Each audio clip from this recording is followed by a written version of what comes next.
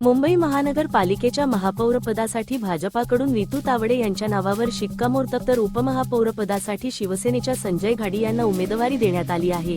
मुंबई महानगरपालिकेच्या महापौरपदासाठी भाजपाकडून रितू तावडे यांना उमेदवारी देण्यात आली आहे। मुंबई अध्यक्ष अमित साटम यांनी आज त्यांच्या नावाची घोषणा केली, तर उपमहापौरपदासाठी शिवसेनेचे संजय घाडी यांना उमेदवारी देण्यात आली आहे।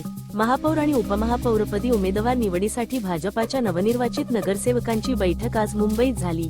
त्यानंतर मुंबई अध्यक्ष अमित साटम यांनी रितू तावडे यांच्या नावाची घोषणा केली। शिवसेना नेते राहुल शेवाळे यावेळी उपस्थित होते। सप्तनगरी न्यूज ब्युरो।